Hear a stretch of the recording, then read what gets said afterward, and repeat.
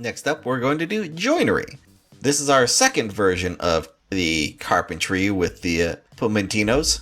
Here I am having a little bit of a UI. If you can tell, it's a bit small. Just can't quite get that figured out yet. It's more UI stuff, and I'm sure the moment that we actually go to the 16 by 10, it'll all explode anyways. So, not too worried about it at the moment. This one, of course, you're trying to make matches like Wudoku. If you haven't played Wudoku, download it on your phone. It's actually a hell of a lot of fun. You make lines of 9 blocks in a row, or 3 by 3 to create a 9 square. So you make a plank or a box. Other than that, it's very similar to carpentry in that you're doing things with the same pieces. This one is going to be less time sensitive and more combo sensitive. So this will be for those people who need to take a little more time, approach it slower, but it does require you to go for the harder objective, the bigger scoring. This I'm particularly proud of. I just updated the UI elements around here as well as up on top. As you can see, it plays very similar to, let's say, one you've done before. And if I can do this right, I could probably get a pretty dang good score. Oh, no, put it there. That could ruin some stuff. Gotta be real careful with some of this about where you're putting things. And when you think you've just gotten as many points as you're gonna get out of a certain move, then you go, bam, pretty good score. But we still haven't moved our ranking very much. And that's because the ranking right now is pretty high. I can't bring that down immediately, so it's a little hard to score at the moment. Ooh, there we go. There's some scoring. See the red change up there? That tells you my scoring system is functional.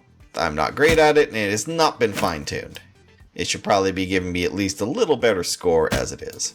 Each piece placed does give you a small score boost. The values actually may end up being more attributed to the actual piece that's placed. Say one of these little suckers is going to be a little higher value than an easier to piece place, like little Ziggy places here. We've been calling them by their unofficial names.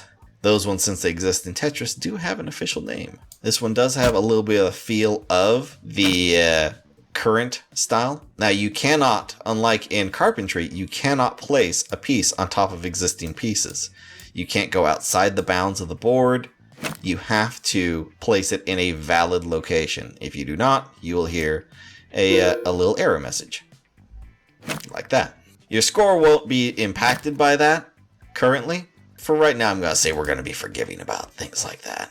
Maybe at higher levels, we may turn on some harder rubrics that make things a little more challenging for those expert players to get the highest scores. But we're not there yet. As you do a combo where you can clear 2 at a time, you get a significantly higher score than if you're just doing the simple, oh, I'm clearing 1 at a time sort of maneuvers. Still need to refine that a bit. Right now, you're not getting a very good score boost from that. I want a logarithmic function instead of a linear function. Basically, I want a big curvy line instead of a straight line. Anyways, that's all in the scoring and the rubric and how we're going to put that together. Once we have that down, this is actually going to be a lot of fun for people like me who like to take our time and move a little slower. Maybe have a little sip of tea while I'm doing it. Relax. Be easy. Carpentry is going to be a little bit more for those people who need the adrenaline hit, as it's going to have a speed element be a large part of it, or a larger part of it for sure. There will be bonuses in this one for doing larger groups, and eventually I hope to have some of these pieces occasionally generate a token on them that will give you a boost to the score as well. There'll be like some nail or some sort of a star, something to give you a little bit extra to include that in your big combo. You'll want to make the biggest combo you can in the fewest pieces placed that you can. Then you go, bam.